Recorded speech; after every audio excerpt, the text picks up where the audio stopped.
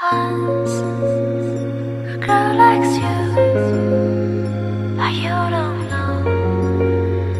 You don't know. Once a girl likes you. Hai, welcome back to Lia Channel. Teman-teman, pernah nggak sih kamu dimintai tolong oleh teman atau keluarga untuk dipinjemin uang? Dan karena kamu orangnya nggak enakan, akhirnya kamu kasih. Tapi setelah itu uangnya nggak balik. Dan hubungan jadi canggung.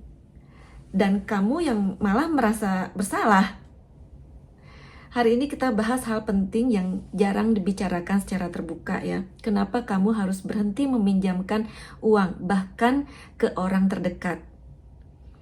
Masalah muncul bukan karena uangnya, tapi karena harapan yang gak jelas sebetulnya. Waktu kamu minjemin uang, kamu mungkin mikir, ya udah bantuin dulu, nanti juga dibalikin. Tapi orang yang kamu bantu bisa aja mikir, dia kan baik, pasti gak keberatan dong kalau kamu belum bisa bayar. Ya dia ngerti lah. Nih, dua pikiran ini bertabrakan. Yang satu merasa berhak, yang satu merasa dikhianati. Hasilnya, hubungan retak. Kamu nggak enak lagi. Mereka jadi menghindar. Endingnya musuhan sama orang yang tadinya kamu sayangi. You got me open and I keep bleeding, I keep bleeding love. I keep bleeding, I keep bleeding love. Keep bleeding, I keep bleeding love. Menolak bukan berarti pelit guys, tapi kamu belajar jaga diri. Karena uang itu emosional. Kalau nggak dibalikin, kamu kecewa. Kalau ditagih, kamu takut dianggap matre. Kalau dibalikin tapi lama, kamu kesal sendiri. Padahal uang itu hasil kerja keras kamu, bukan tumbuh dari pohon. Dan kalau kamu sendiri masih berjuang, harusnya kamu yang dibantu, bukan malah nutupin masalah orang lain. Tapi, satu kali bantu, selamanya kamu jadi target.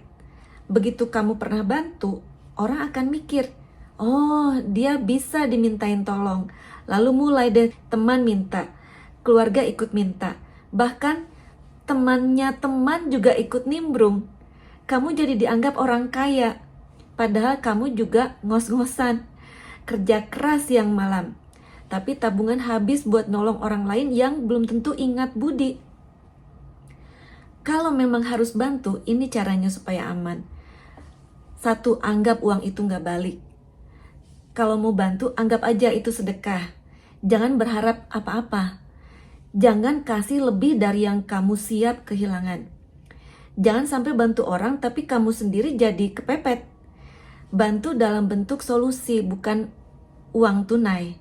Contohnya gini, mau pinjam buat bayar listrik. Oke, saya bantu bayarin langsung ya, jangan dikasih uangnya. Lebih aman dan kamu tetap kontrol kemana uang kamu pergi.